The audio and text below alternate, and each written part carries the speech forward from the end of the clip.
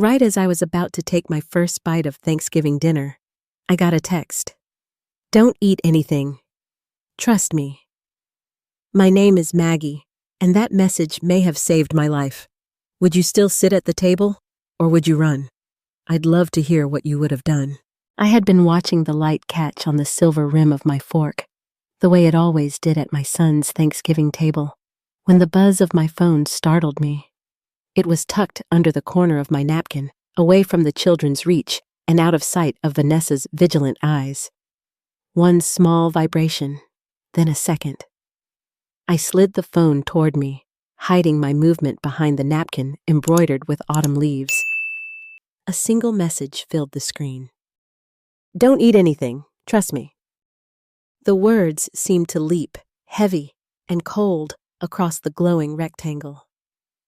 My fork hovered in midair above the sweet potatoes, my hand frozen. Around me, laughter spilled from the living room where the football game blared and the grandkids squealed, chasing each other in socks across the hallway. The smell of roasted turkey and cinnamon hung so thick it almost stung. It should have been comforting. Instead, I felt my stomach turn as if the room itself had shifted. I read the message twice, then a third time, tracing each letter with my eyes as though they might rearrange into something ordinary. A prank? A wrong number? The pulse in my wrist said otherwise. At the head of the table, Vanessa leaned forward, her perfect smile fixed in place. Eat, Maggie, she urged, her voice pitched like a lullaby meant to soothe a child. You need strength. Let me. Without waiting, she scooped a steaming spoonful of her casserole, green beans topped with fried onions and some creamy sauce I didn't recognize, and slid it onto my plate. The sound of the spoon scraping the ceramic made me shiver. Her hand lingered a moment too long near my wrist, then pulled back. I noticed the way her diamond bracelet caught the light, sparkling like frost. She glanced down at me, eyes warm but too deliberate, like she was reading a script. I tried to steady my teacup with both hands, but even then, the china rattled softly against its saucer. The tremor wasn't just age. A strange heat had crept up my chest. I forced a smile, the kind you wear when you don't want to stir trouble. Looks delicious, I murmured. My voice didn't sound like mine. Across from me, Dan was laughing at something on the television, his tie loosened, his face flushed from beer and holiday cheer. He didn't notice the plate in front of me, or the way my hand shook as I set my fork down. My son has always wanted peace, his wife happy, his children noisy and healthy, his mother tucked neatly into the corner like a framed photograph. The children tumbled back into the dining room, shrieking with delight, nearly knocking into my chair. I reached to steady myself, clutching the edge of the tablecloth. My phone buzzed again, a phantom vibration, though no new message appeared, only those same words. Don't eat anything, trust me. The casserole steamed on my plate. I could feel Vanessa's eyes on me, watching for the first bite. I picked up the fork again, lifted the beans closer, felt the warmth rising against my lips. My teeth pressed together, refusing. A cough, fake, dry, escaped me. I covered my mouth with the napkin, lowering the fork quickly, pressing the food into the folds of fabric. The napkin sagged with the weight. I dabbed at my lips as if nothing had happened. Are you all right, Maggie? Vanessa's tone carried polite concern, but her smile did not falter. Just a tickle, I said softly, sipping at the lukewarm tea to disguise my shaking hands. The liquid left a thin film against my tongue, bitter despite the sugar cubes I'd added. I stared down at the napkin in my lap, the hidden food resting there like evidence. My phone glowed again under the table. I unlocked it with trembling fingers, rereading the message until my vision blurred. Who would send such a warning? No name, no context, just urgency. A voice inside me whispered that I was being paranoid. Maybe Vanessa simply wanted me to eat, to keep up my strength. She often spoke as though my fragility was a family matter. Eat, Maggie. Rest, Maggie. Sit here, Maggie. Always my name, repeated like an incantation. And yet, I pushed back my chair slowly, apologizing with a quiet word. No one looked up except Vanessa, who tilted her head like a bird assessing whether its prey would move. I slipped away, carrying my phone, the floor creaking beneath each step. Inside the bathroom, I locked the door. My reflection stared back at me from the mirror above the sink. Pale skin, gray hair pinned too tightly, eyes wide and uncertain. I lifted the phone again. The words hadn't changed. Don't eat anything, trust me. My knees felt weak, and I sat on the edge of the tub, the porcelain cold beneath me. I tried to steady my breathing, listening to the muffled sound of the game and children's laughter through the door. My family was only feet away, sharing food and stories, yet I felt an ocean between us. For a long moment, I considered deleting the message, erasing the intrusion, pretending nothing had happened. But something deeper insisted I hold on to it, that it mattered more than I could yet understand. I saved the number, though no name was attached. Thanksgiving was meant to remind us of gratitude, of togetherness, but all I could think about was the possibility that someone at that table had prepared a dish not to nourish me, but to control me, or worse. I smoothed the napkin in my lap, folded the damp edge against itself, and whispered to no one. Trust me?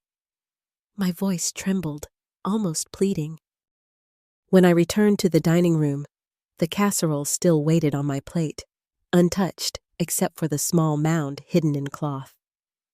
Vanessa looked at me expectantly, her fork poised, her smile unbroken.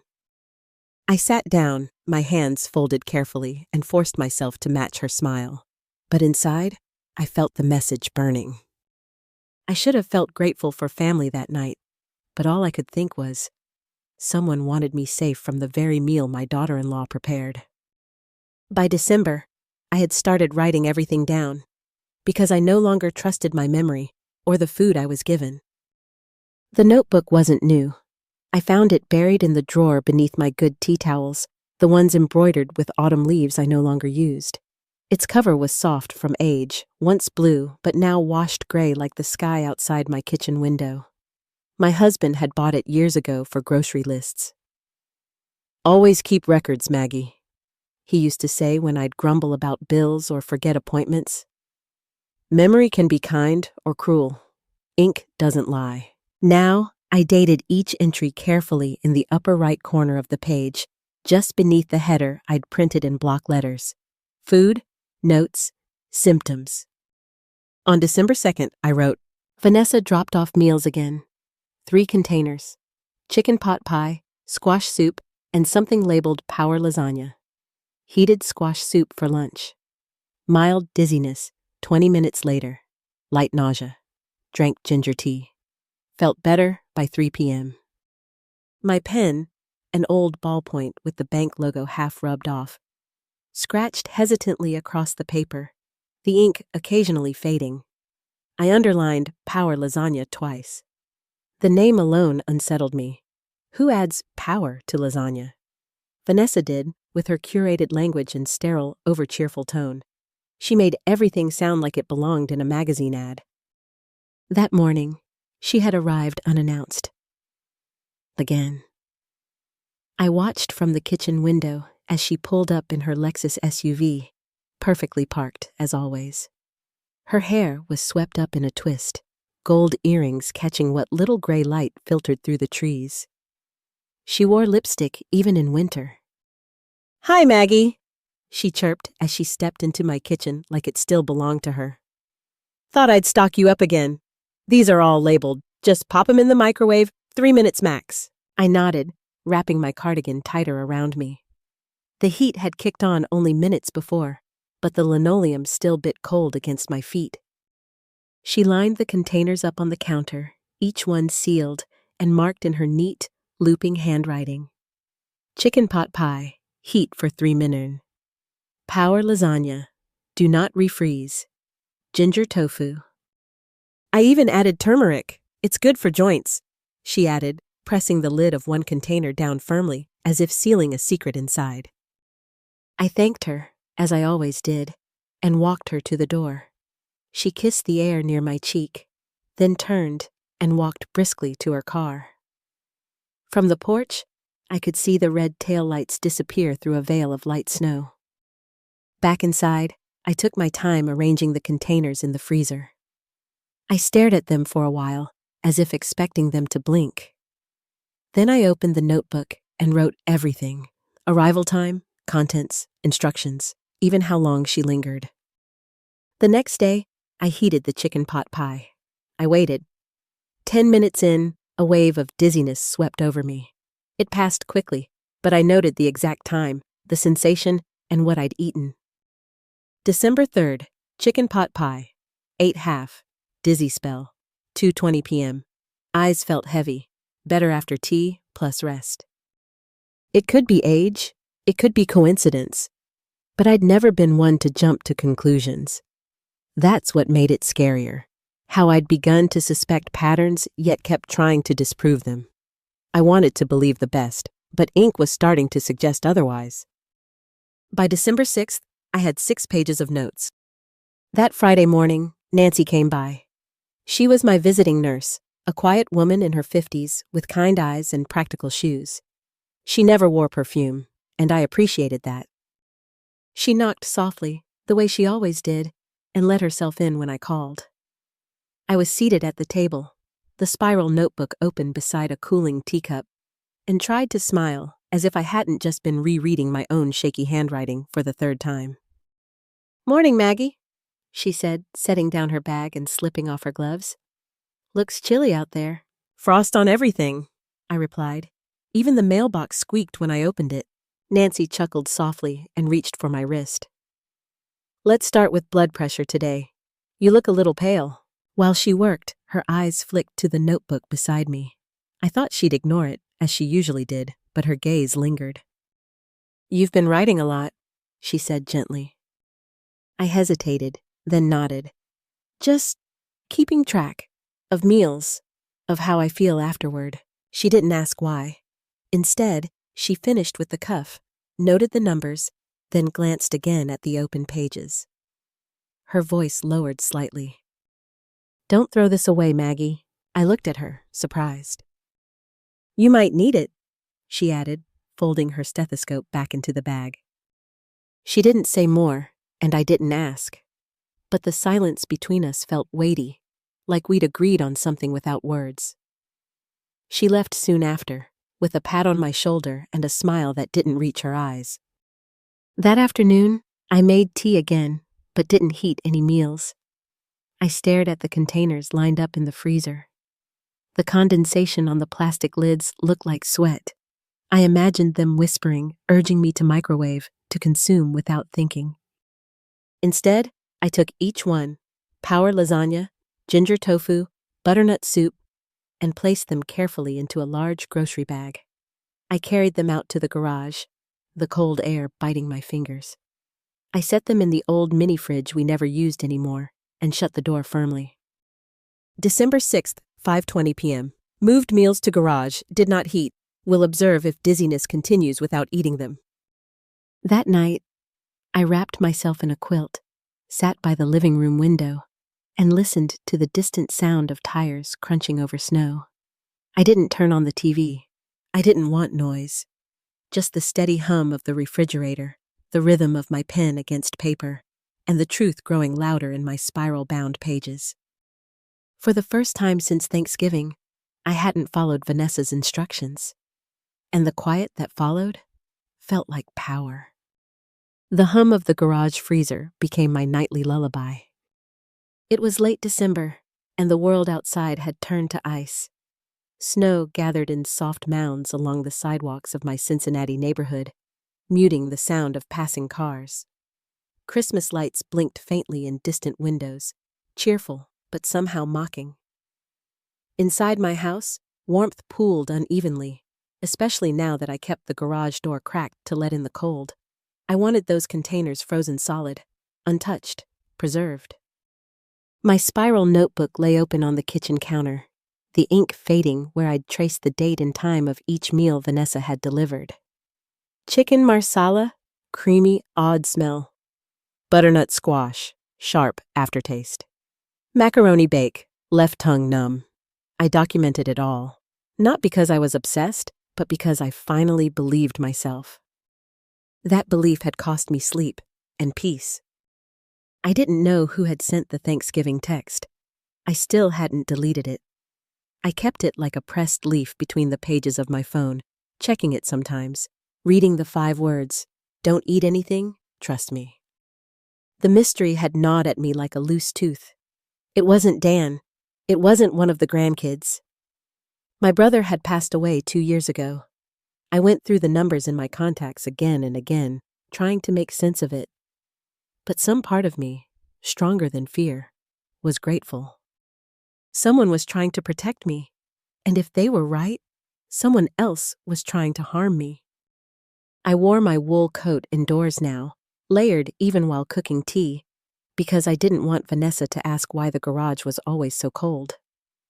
The containers she'd dropped off, for my convenience, were labeled in her tidy cursive.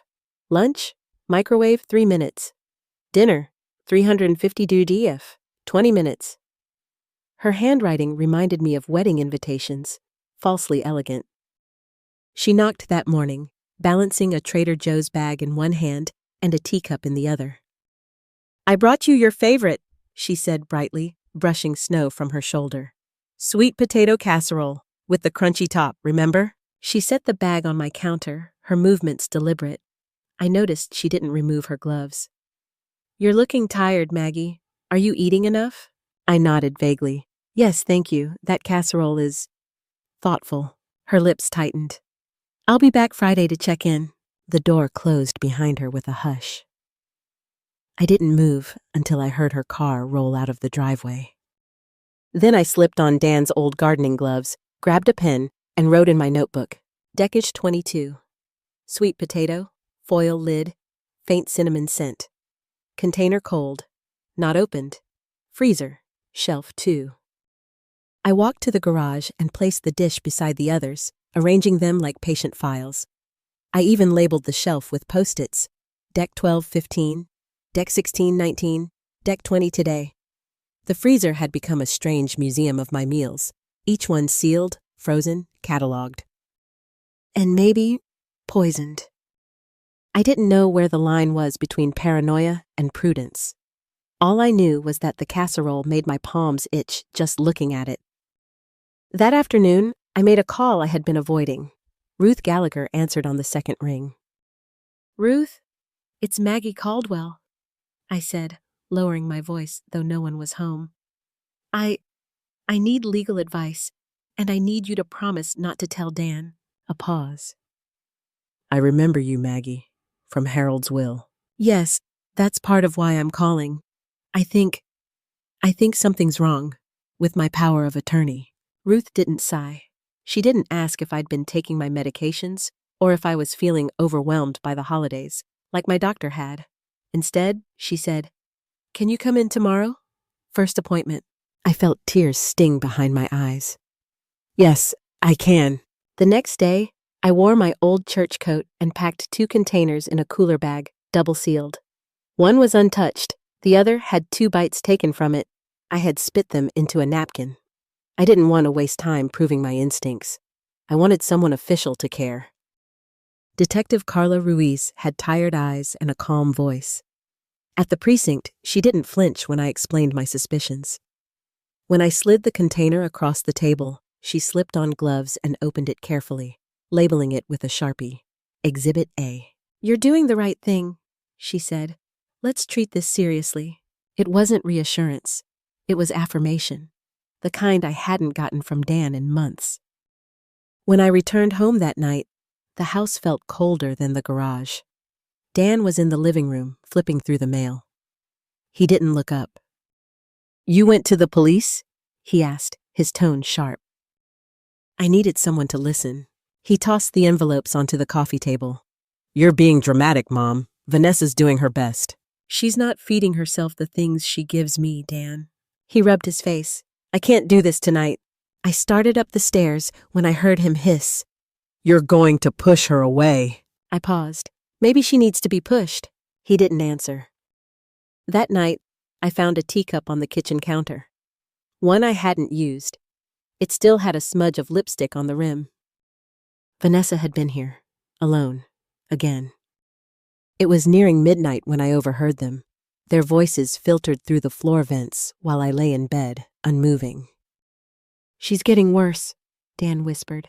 She called a lawyer. She won't last long if she keeps fighting me, Vanessa snapped. Dan didn't respond, not immediately. I strained to hear. My breath stilled. Then his voice came, soft and stunned. What do you mean by that? Vanessa's reply was muffled. I only caught, don't make this harder than it has to be. Harder for whom? I didn't sleep. I sat in the dark, holding my notebook, flipping pages, rereading the same entries again and again. The freezer hummed softly below me, and I imagined those containers, lined up like witnesses, waiting for the right judge. I wasn't just saving myself anymore. I was saving Dan too, even if he couldn't see it yet. The snow had started falling just before noon, light and dry, like sifted sugar settling over the front porch railings. I had set the table hours earlier, long before anyone arrived. Lace cloth ironed, cups arranged, one manila folder dead center like a judge's gavel. I even polished the teapot spout, though my hands trembled slightly, a habit I hadn't shaken since December. Still, they were steadier than they'd been. Dan and Vanessa arrived together, coats dusted with snowflakes, breath visible in the cold air that rushed in when they opened the door. Vanessa handed me a plastic bag of herbal tea. For your nerves, she said, too brightly, before sweeping past me into the dining room as if it were hers. I offered no hug, no smile, just a motion toward the table. Dan seemed confused. What's going on, Mom? Let's sit. I made tea, I replied. My voice was calm, clipped. I felt older than I had last week, maybe even wiser, though exhaustion clung to me like a second skin. Vanessa slid into her chair, legs crossed, fingers tapping the rim of her teacup.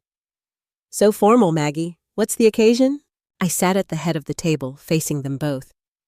I wanted to clear up some confusion. Dan looked between us. About what? Before I could answer, the front door opened again. Detective Carla Ruiz stepped in, nodding politely. She wore a gray wool coat and carried nothing but a small messenger bag. Vanessa's eyes narrowed. You called the police? She's not here as police, I said. She's here as a witness. Carla took a seat at the far end of the table, placing her bag gently on the floor beside her. This is an informal discussion, she said, her tone neutral. No legal action unless initiated. Vanessa scoffed and took a long sip from her tea. I reached for the manila folder, the paper warm from sitting near the teapot. This, I said, contains copies of medical reports, lab analysis, and a notarized statement from my attorney, Ruth Gallagher. Dan shifted in his chair. Vanessa blinked once, then twice, like someone trying to reset a screen that wouldn't respond. You've been ill, Maggie, she said finally, voice coated in fake concern. It's understandable to feel confused. I'm not confused, I cut in, and I've kept records since November. I opened the folder, sliding the first document forward. Lab results. This, I said, shows trace amounts of benzodiazepine in the food samples taken from my freezer. Dan stared at the paper, lips moving slightly as he read. Vanessa leaned back, arms crossed now. Carla added quietly. Sample collected, sealed, and logged as Exhibit A. The dosage, though low, would accumulate in a senior patient and cause disorientation, fatigue, even cognitive slips. I never gave her anything like that, Vanessa snapped. I didn't flinch. And yet, every time I ate from the containers you dropped off, I wrote it down. Time, date, symptoms. Vanessa's gaze darted to Dan, but he wasn't looking at her anymore. He was looking at the table, at the folder, then at me. "I thought you were just tired," he mumbled. I pulled out another page, my copy of the forged power of attorney. The signature barely resembled mine. Carla said, "This document was submitted during a bank inquiry into access attempts on Miss McCarthy's account. The handwriting analysis indicates..." Vanessa stood suddenly, knocking over the teacup. The hot liquid spread fast, darkening the lace, creeping toward the edge like spilled ink on parchment. Dan jumped to his feet. "Vanessa!" But I didn't flinch. I simply pulled another paper from the folder and pushed it forward, away from the tea. Vanessa's voice had changed, no longer sugar-coated, no longer coy. "You don't know what you're doing, Maggie." I met her gaze directly. "I do now." For a moment, there was nothing but the ticking of the wall clock and the soft hiss of tea seeping through the cloth. Dan finally spoke, voice low, as if he were waking from a long sleep. "Mom," he said, "what have I done?" I didn't answer him. Not yet, because the truth was still settling, like snow gathering on the windowsill. Quiet, undeniable. When I set the manila folder on the table, Vanessa's smile froze for the first time. She had just stepped inside, snowflakes melting on her wool coat, arms full of a tray covered in aluminum foil. "I thought I'd bring that sweet potato casserole you like," she chimed, her voice syrupy as ever. I didn't reply. I only motioned toward the dining table, already set with 4 teacups, a steaming pot, and in the center, that pale folder. Dan followed behind, his shoulders hunched in that way that said he expected conflict, but hoped to avoid it. I caught the flash of unease in his eyes as he noticed the extra cup. "Someone else joining us?" he asked, voice casual, too casual. I simply said, "Yes." Then I took my seat, hands resting lightly on the floral-stitched arms of my dining chair. The house was silent except for the ticking of the old wall clock, the one I hadn't changed since Henry passed. It ticked loud in moments like this. Vanessa placed the tray on the kitchen counter and walked back into the dining room with a calm grace that I knew masked calculation. She noticed the lace tablecloth, the one I only used for Easter, and tilted her head slightly. "Fancy," she said. "What's the occasion?" "Truth," I answered. Before either of them could ask more, the doorbell rang. Detective Carla Ruiz entered quietly. She wore a simple navy coat and carried no briefcase, no flashing badge, only a small notepad tucked into her inside pocket. She nodded politely to Dan, then offered Vanessa a reserved, polite smile that didn't touch her eyes. We sat. I poured tea. My hand shook only slightly this time, and the cup didn't clatter in its saucer. I remembered Thanksgiving, the cup trembling between my fingers, the text message, the casserole. I inhaled. The scent of Earl Grey brought me back to the present. Dan fidgeted. Vanessa folded her hands in her lap. Her wedding ring glinted under the chandelier. "I appreciate you both coming," I said. "There are things I need to share." Ruiz gave me a nod. I opened the manila folder and slid the first sheet forward. It was a printed lab report, stamped and signed. I had taken the containers from the freezer, what Vanessa had labeled as butternut squash soup and chicken and rice, and delivered them through Ruth Gallagher's office to a toxicology lab. I tapped the page. "Traces of benzodiazepine were found in the samples," I said, my voice calm. "Consistently." Dan leaned forward. "Wait, Mom, what is that?" "Valium," Ruiz answered quietly. "Among other things, sedatives." Vanessa let out a single dry laugh. "Are you seriously accusing me of drugging you, Maggie?" I didn't answer.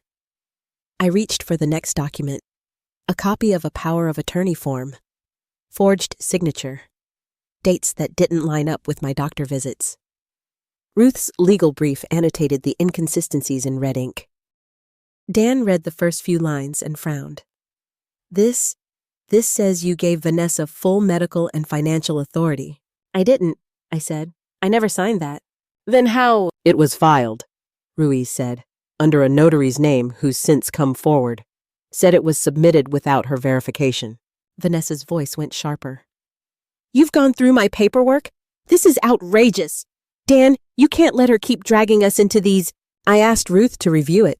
I cut in, and Detective Ruiz offered her assistance, quietly. I could see the flicker in Dan's eyes. Not understanding yet, but the ground beneath him shifting. Vanessa reached for her cup. Her fingers trembled, just once, and she set it back down with a clink. Her jaw tensed. Ruiz slid one final paper across the table. There are also financial withdrawals from Mrs. Sanders' accounts. Small at first, then larger. And the names on some of the transactions, appliances, furniture, deliveries made to your address, Miss Sanders. That was joint spending, Vanessa snapped. Dan wasn't listed, Ruiz interrupted gently. A long silence settled over the table. Then Vanessa reached, too quickly, for the pot of tea. She poured, eyes not meeting mine, but as she placed my cup in front of me, her elbow knocked the edge of the table. The teacup tipped. Scalding liquid spilled across the lace cloth and onto the folder. I didn't flinch. Instead, I took a napkin, blotted once, and then calmly pulled a second copy of the lab results from beneath the folder. The stain didn't matter. I looked directly at Vanessa. You know what this is, I said softly. Vanessa's face twitched. Her lips parted, then closed. Her hands found each other in her lap, twisting slightly. Dan's gaze flicked between us, then back to the documents. He wasn't speaking, his breathing shallow. I reached for the final sheet. A transcript, short, simple. Nancy Miller's note about observed symptoms. Her comment. Patient appears fearful of food delivered by daughter-in-law. Dan leaned back, his mouth slightly open. She wrote that? Ruiz nodded. It's on file. As a mandatory reporter, she logged it. For the first time since Thanksgiving, I felt my shoulders drop. Just a little. A weight lifted. Not because I had won, but because I had stopped pretending. Dan stared at the documents, then at me. What have I done? He whispered. Mom, what have I let happen? Dan's words hung in the room like a thread of smoke, fragile and damning. I watched him lower his head, his palms pressing against his temples. The man who once taped glow-in-the-dark stars to his son's bedroom ceiling now sat frozen, unable to reconcile the woman beside him with the truth on paper in front of him.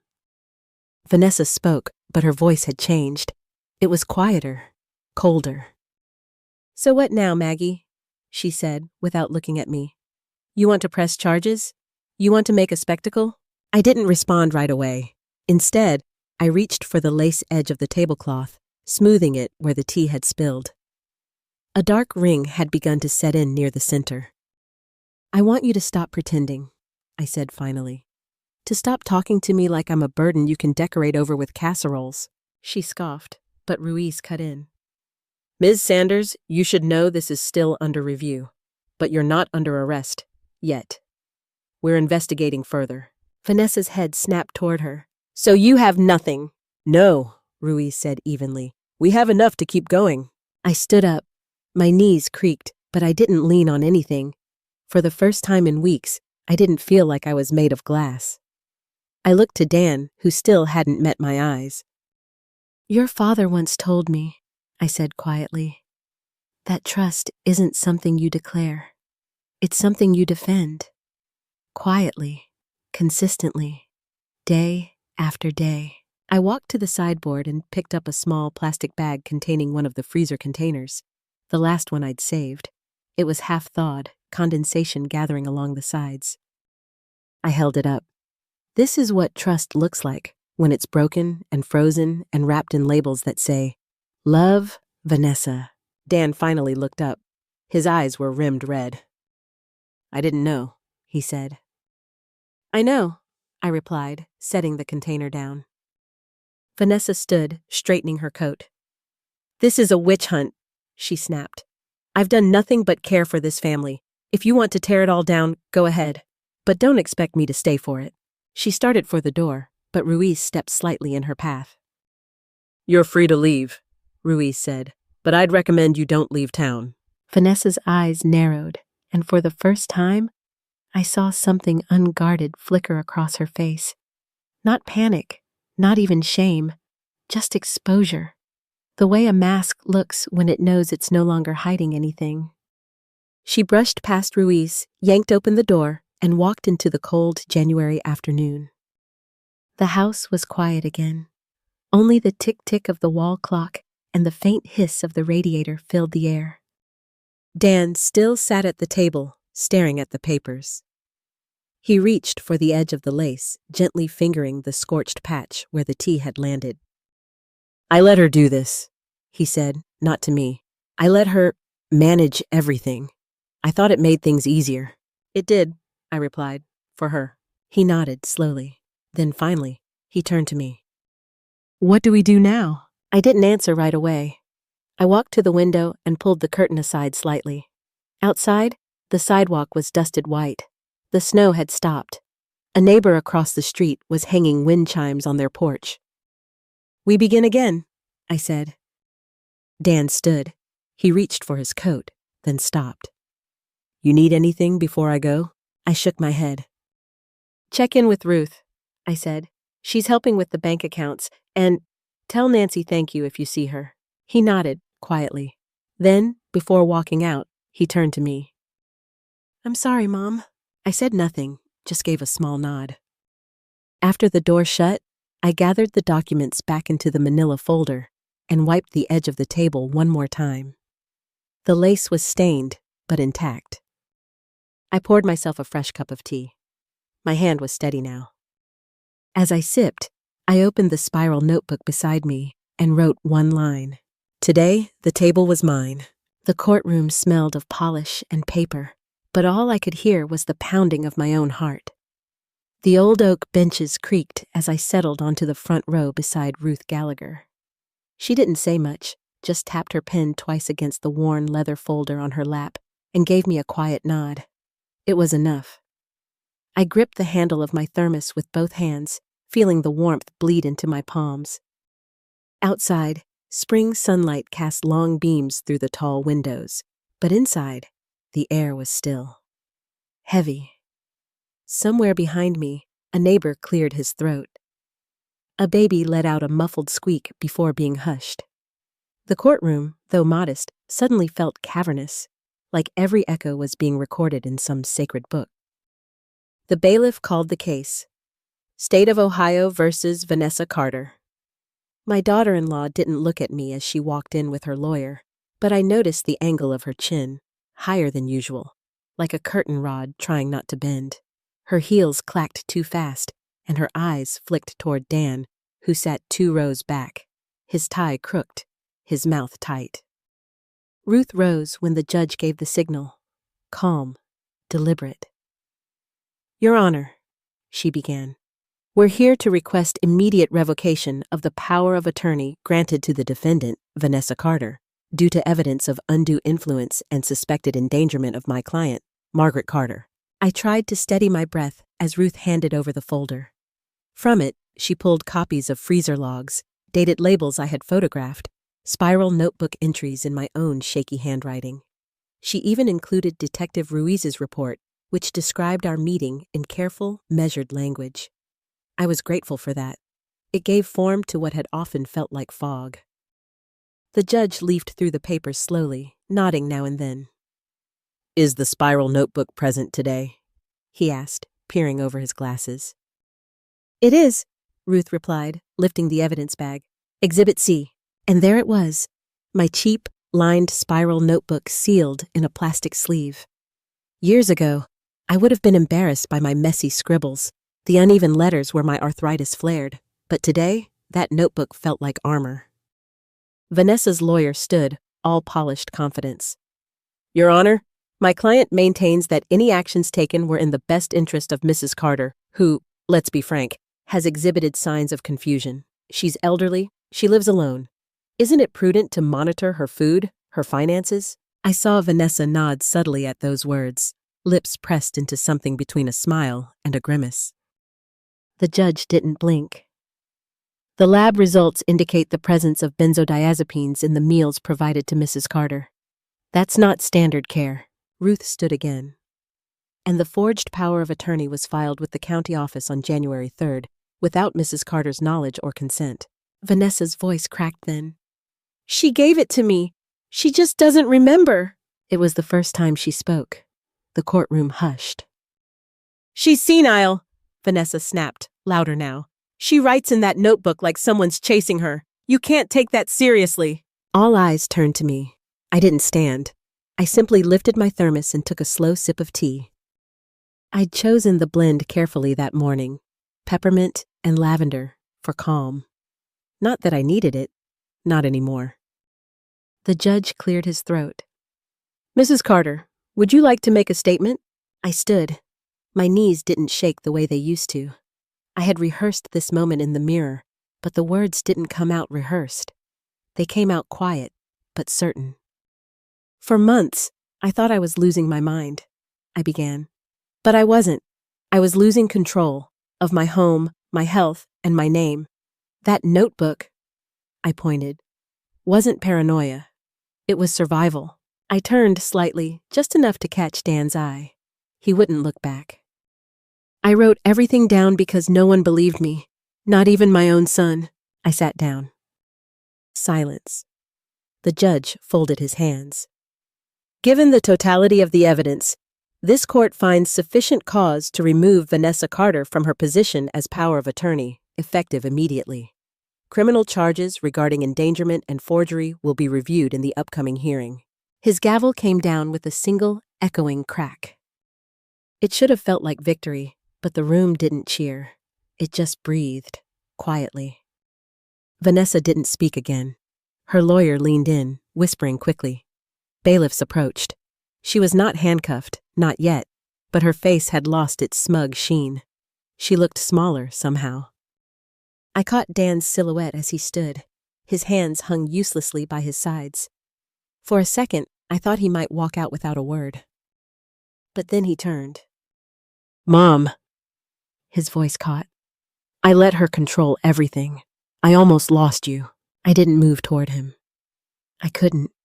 There were too many walls between us still, built out of small betrayals and silences. But I nodded, once. That night, I placed the spiral notebook back in my drawer. I didn't lock it this time. Outside the courthouse, the air smelled like damp earth and tree bark. Spring had arrived. Buds pressed against the cold from underneath. Things were growing, quietly, persistently. Inside me, something had loosened. Not forgiveness, not yet, but maybe the beginning of it. A year later, I held a seashell-painted mug in both hands, still warm from the steeped herbal tea inside. The breeze coming off the Gulf carried a mix of hibiscus and salt, and the chimes on the porch sang a tune only coastal air could compose. The mug was heavier than the delicate china I once used, sturdier too. No longer did I fear it might shatter if someone knocked it sideways. I sat on my porch swing in the early amber of a Florida afternoon, the garden around me blooming with a stubbornness I admired. It was my third attempt at growing hibiscus, and this time, they thrived. Maybe I finally learned to stop overwatering, or maybe, like me, they'd simply needed to be somewhere else to bloom. Inside the house, the air was quiet, peacefully quiet. Not the tense hush of a room full of unspoken words or second guesses. Just peace. A year had passed since the court ruling, and the notebook, the one that once sat beside a trembling teacup in Ohio, now lived in my dresser drawer. I hadn't opened it in months, but I still remembered every page. I didn't need to read the entries anymore. I had lived them, survived them, grown beyond them. That afternoon, I heard a car crunch over the crushed shell driveway. I didn't get up right away. Let them knock, I thought. But then I saw his shape through the screen door. Dan! He stood by the gate a little longer than necessary, like he was deciding whether to come through or drive away. He looked older, more in the shoulders than the face. Not aged exactly, just burdened less, somehow. A woman stepped out behind him, carrying a pie in a glass dish covered with wax paper. She smiled in a way that told me she had been told stories about me, both good and bad, and came prepared to meet the real thing. I opened the door before they knocked. "Hi, Mom," Dan said, voice cautious but not strained. I nodded and stepped aside. "Come in, both of you. You drove all the way. Least I can do is offer some iced tea." They followed me onto the porch. I poured from the glass pitcher into 3 mismatched tumblers.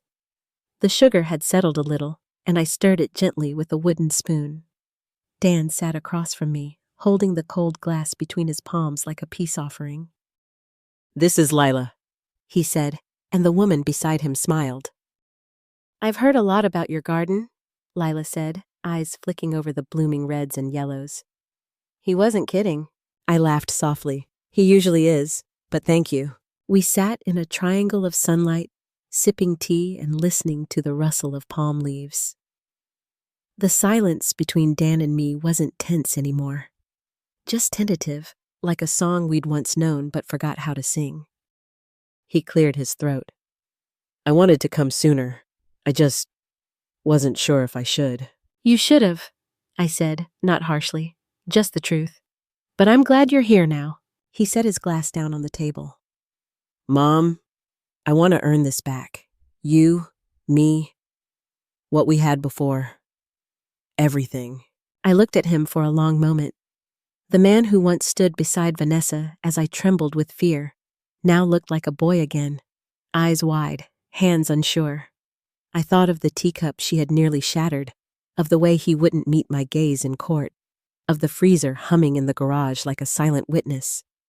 But I also thought of the boy who built me a wonky birdhouse in 8th grade, who cried when his goldfish died, who wrote Happy Mother's Day in purple glitter glue.